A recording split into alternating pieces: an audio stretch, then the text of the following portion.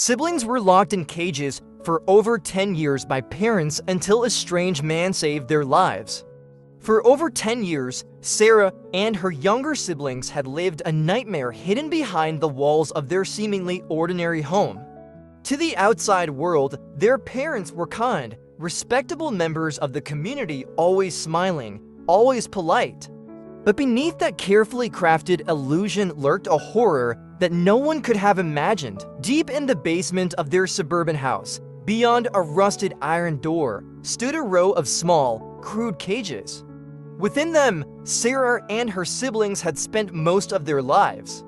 Their parents, driven by an insatiable thirst for control and a sickening rage, had stolen their childhoods and turned them into prisoners. The basement was cold, damp, and devoid of hope. The only light they knew was the occasional flicker of a dying bulb and the rare slivers of sunlight that peeked through a tiny, dust-covered window. The children were monitored constantly. They were only let out for brief moments on holidays or when their parents needed to maintain their perfect public image. They were starved not just of food, but of life itself. Their world was pain, silence, and fear, but then a stranger arrived. His name was Henry, a friendly man who had just moved into the neighborhood. Henry came knocking one afternoon, eager to introduce himself. Sarah's parents greeted him with warm smiles and enthusiastic handshakes, portraying themselves as the epitome of hospitality. Their laughter filled the air as they spoke, making small talk about the neighborhood, the weather, and meaningless pleasantries. Yet, beneath their charming facade, Sarah's parents were tense. They had lived in paranoia for years, knowing that even the slightest mistake could bring their dark secret to light. But Henry suspected nothing at first. As he stood in their cozy living room, his gaze wandered. He took in the neat furniture, the family photos on the wall, the scent of freshly brewed coffee. Everything about this place seemed normal. And yet something felt off. Then he heard it. A noise so faint it was almost imperceptible. A soft shuffling, the sound of something being dragged, a muffled cry. Henry wasn't sure. He dismissed it at first, assuming it was nothing more than the sounds of an old house settling. But then it came again, and then something unexpected happened. A small, crumpled piece of paper fluttered outside from a barely visible basement window. It landed just a few feet away from him. Instinctively, Henry bent down and picked it up. As he unfolded the note, his breath caught in his throat. "Save us. We are locked in the basement." A chill ran down his spine. His hands trembled as he clutched the note. The air in the house suddenly felt heavier, suffocating. His heart pounded violently in his chest as the horrifying realization dawned upon him. This wasn't just an ordinary home. It was a house of nightmares. He glanced back at Sarah's parents. They were still talking, still smiling, still pretending. How could they stand there so casually while their own children were suffering beneath their feet? A wave of nausea washed over him. Henry knew he had no time to hesitate. He forced a smile, pretending as if nothing had happened. He nodded along to whatever Sarah's father was saying, all while planning his next move. He needed to get out of there. He needed to call for help. But most importantly, he needed to make sure those kids made it out alive. What Henry didn't know, however, was that Sarah's parents were already watching him closely. They had seen the way his expression had changed. They had seen the slight tremble in his hand as he clutched the note. They knew, and they weren't about to let him leave.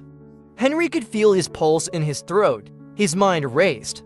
The note in his hand was damning evidence proof that something terrible was happening in this house.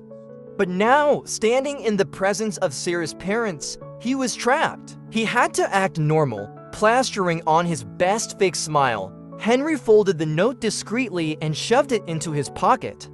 He laughed at a joke Sarah's father had just made. He didn't hear a word of it, but he laughed anyway, forcing a casual nod. Every muscle in his body screamed at him to run, but he knew that one wrong move could seal not only his fate, but the children's as well. He needed a way out. "Well," Henry said, feigning a glance at his watch, "I should probably get going." Still a lot of unpacking to do. Sarah's mother's smile didn't waver, but her eyes darkened. "Oh, so soon? You just got here." Henry's skin prickled. "She knows." Before he could respond, Sarah's father stepped forward, closing the small gap between them. "At least let us pour you another coffee before you go. You're new in town, we'd love to get to know you better." It wasn't a question. Henry swallowed hard. He was being tested. If he left too abruptly, they'd suspect. If they thought he knew too much, would they let him leave at all? His eyes flickered to the hallway, scanning for anything that could help. His phone was in his pocket, but he couldn't just pull it out now. He had to play along, just a little longer. "Sure," Henry said, forcing a chuckle. One more cup. Sarah's mother smiled sweetly and disappeared into the kitchen. Her father motioned for Henry to sit back down. Seconds felt like hours. His heart hammered as he tried to think of a way to get out without alarming them. He needed to alert anyone before it was too late. Then the sound of shattering glass. Everyone's head snapped toward the kitchen. Henry barely had time to react before Sarah's mother came stumbling back into the room, her hands trembling, a broken coffee cup at her feet. "They're gone," she whispered. Henry's stomach flipped. Sarah and her siblings had escaped. It had been Sarah's only chance. After she threw the note, she had waited, every second stretching into eternity. But when she saw Henry discreetly tuck the paper into his pocket instead of reacting immediately, hope flared in her chest. He understood he was going to help, but help wouldn't come fast enough. Sarah knew her parents too well. If they suspected Henry, they would do something terrible to him. And if they did, she and her siblings would never be found. She couldn't wait. She had to act now. While her parents were distracted, Sarah turned to her siblings, her voice low and urgent. "We're getting out of here." Their eyes widened. Even the youngest, barely 7, knew what was at stake. They had dreamed of escape for years, whispered about it in the dead of night when they thought their parents couldn't hear. But attempts had always failed. This time had to be different. Sarah reached into the corner of the basement, pulling out a thin, rusted piece of metal she had hidden weeks ago, part of a broken shelf she had managed to snap off. It wasn't much, but she had sharpened one end against the concrete wall over time, making it strong enough to wedge between the lock of her cage. Her fingers trembled as she worked, sweat dripping down her back. Every second was a risk. If her parents came down, there would be no second chance. Finally, click, the lock snapped open. Holding her breath, she crawled out, then rushed to her siblings' cages, freeing them one by one. As the last lock gave way, Sarah held her brother's small hand in hers and turned toward the basement window. It was tiny, barely large enough for a child to squeeze through, but they had to try. The oldest of her younger brothers, Tommy, braced himself against the damp brick wall and whispered, "I'll go first." Sarah helped push him up. He wriggled through, his body scraping against the rough frame. A moment later, he was out. He turned back, reaching his arms in.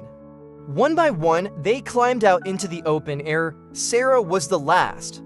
She cast one final glance at the basement, the place where she had spent over a decade of her life, where she had been beaten, starved, and forgotten. Never again. Then, she pulled herself up, just as the sound of footsteps thundered down the basement stairs. Her mother's scream echoed through the walls. No, but it was too late. Sarah was gone. Henry barely had time to process what was happening. Sarah's mother turned on him in an instant, her once sweet demeanor twisting into pure rage. "What did you do?" she shrieked, stepping toward him. "Nothing," Henry said, his hands up. "I don't know what." Sarah's father moved suddenly. His large hand reached towards something tucked behind his back, a knife. Henry's breath caught. He had seen the flash of silver just in time. Instinct took over. He grabbed the nearest chair and swung it hard, slamming it into the father's chest. The man stumbled back, cursing. Henry didn't wait. He bolted toward the door, yanking it open and sprinting outside, and then he saw them. Sarah and her siblings stood in the middle of the yard, barefoot, covered in dirt, shivering in the afternoon light. But they were free. Run, Henry shouted. Sarah grabbed her youngest brother's hand and they ran. Behind them, the door slammed open. Their parents burst out, their faces twisted in fury, but they weren't fast enough. Henry reached into his pocket, pulling out his phone with shaking fingers. 911. The call barely rang twice before an operator picked up. Help, Henry gasped. I have 4 children with me. They were locked in a basement. Their parents are after us. Send the police now. The police arrived within minutes. Sarah's parents never stood a chance. Officers tackled them to the ground, their screams of protest drowned out by sirens. Sarah and her siblings were rushed to safety, wrapped in warm blankets and held for the first time in years by people who truly cared.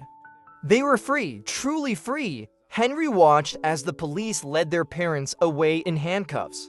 He still couldn't believe it. Just an hour ago, he had been a simple neighbor, introducing himself. Now, he had saved 4 lives. As he turned, his eyes met Sarah's. Tears streamed down her face, but she smiled. Thank you, she whispered. Henry knelt beside her, his voice soft but firm. You saved yourselves. I just helped. For the first time in years, Sarah felt something she had long forgotten: hope.